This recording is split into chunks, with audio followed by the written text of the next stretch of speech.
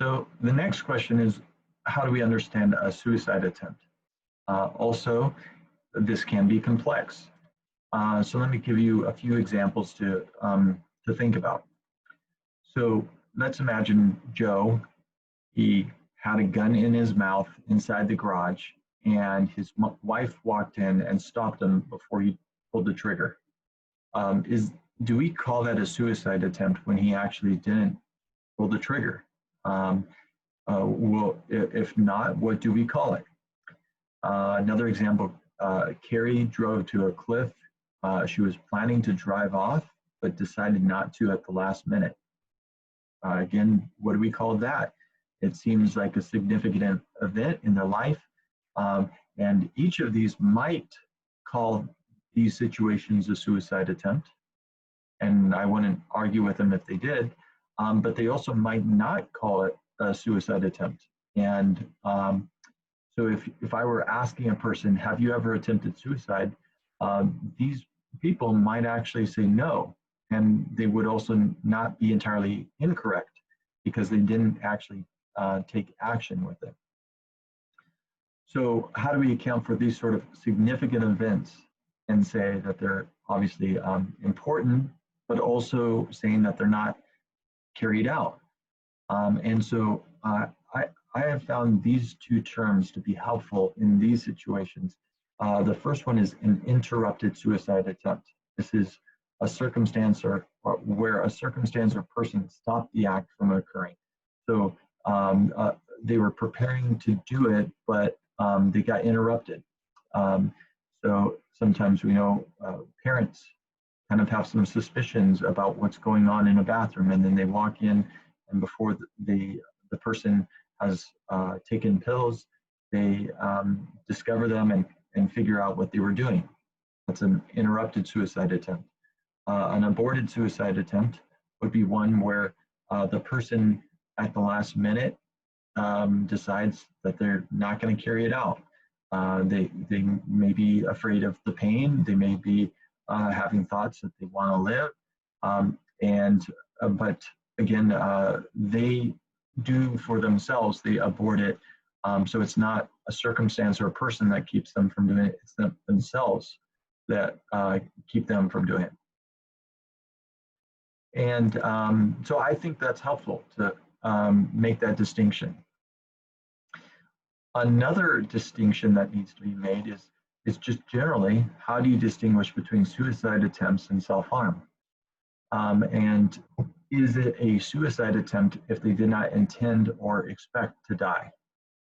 Now, I have an example, and it's a real-life example of a man who would go to parties and play Russian roulette.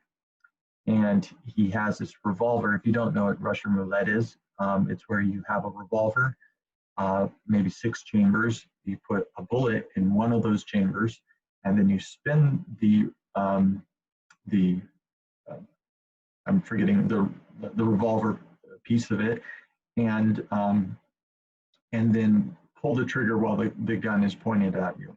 A really morbid, obviously, game to play, but he would go to various parties and play this game. Now, you might be thinking, well, of course, he was suicidal. I mean, he obviously expected to die. Well, this man actually had his own revolver, and he would, on the sly, see if the bullet was right next to the chamber, meaning that it was, if you pull back the hammer, it's going to go and it's going to fire. And so he would do this, and if he ever found that, oh, it's right there, he'd spin it again and then make sure that it wasn't actually going to fire. So he had this down where he could play Russian roulette and kind of almost in a way guarantee that he's not going to die. So it was shocking to watch, but it wasn't really risking his life. But this man died because he borrowed someone else's gun, and this gun worked a little bit differently. And so the bullet wasn't necessarily right next to it where it was visible. It was actually right there where it was invisible, and he died by suicide. And in this case, the coroner, who did a very thorough investigation, determined that it was not a suicide attempt. It was not classified as a suicide because this person was obviously engaged in a dangerous activity, but didn't seem to intend or expect to die in doing it. So again, unpacking this can be very complicated. Another issue is, what if they're ambivalent about dying? Let's say a part of them wanted to die while another part did not. Well, actually, this is the case in most suicides and suicide attempts. The fact is, the norm for suicide attempts is that a person feels ambivalent about it.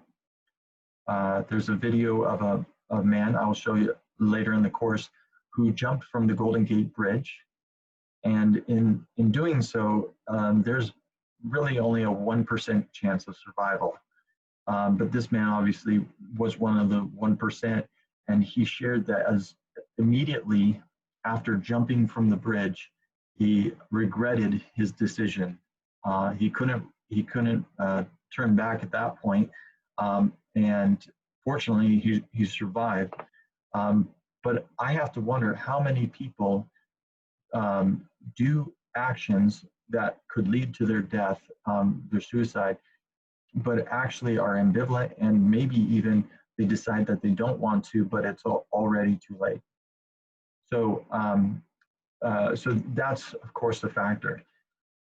The distinction, this kind of plays into a distinction between, is it a suicide attempt?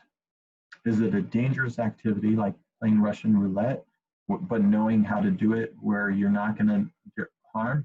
Or is it non-suicidal self-injury? That's the term that gets used for self-harm. That's non-suicidal, no intent to kill oneself. So a suicide attempt, there has to be at least a little intention and at least a little expectation of death. Let me explain that. In a suicide attempt, there needs to be some intent to die. They may be ambivalent. They may have some desire to live, but there needs to be at least some intent to die and some expectation that whatever action they're taking could lead to death. And so only if both of those are there would we call it a suicide attempt. Sometimes we don't know because the person may have died from the suicide attempt, but oftentimes in asking people who are survivors of suicide attempt about their mental state, you can understand that they did have an intent to die, or a expectation that whatever they were doing would lead to death. And so the expectation can actually be false. They might do something that is unlikely to lead them to death, or almost guaranteed not to lead them to death. But what really matters is, what do they believe? Now, dangerous activity, well, this is much broader, of course. So anytime people are street racing, or bungee jumping, or any kind of dangerous activity, there could be a risk of death. Again, any slight possibility that death could occur means it's a dangerous activity. But the difference here is there's no intention that they die, and no desire for death to occur. They want to live. And so that's how you make that distinction. Finally, the non-suicidal self-injury is where there's no intention or expectation that death would occur in carrying it out. So they might not even, well, generally they don't see it, there being a possibility that death could occur. So people who self-injure often do so with cutting on their legs or arms. They sometimes burn themselves with cigarettes or lighters. There's a variety of other ways of self-injury. Some people punch themselves. But the difference, there's no intention to die, and no expectation that whatever they're doing will lead to death in any circumstance. And so, so that's really the distinction. So what is a suicide oops, went wrong direction. So in terms of what the parameters are for a suicide or suicide attempt must include, apologize, I didn't have that up there for you, but a suicide or suicide attempt must include some intention to die and a reasonable expectation that death could occur as a result of the act. That's the definition. And remember, when we talk about intention, intention is a continuum. It's not, do you intend or not intend to die? It's actually a continuum of ambivalence. So any degree of intention to die, even a little, even if it's just only a little part of them that wants to die, that's enough to call it a suicide attempt. Secondly, expectation. There needs to also be an expectation that death could occur. If they don't believe that death could occur, then it's not a suicide attempt. So any probability that death could occur, even if it's very slight, even if they think, oh, I probably will survive this, but there is a chance that I could die, that's enough to say it's a suicide attempt.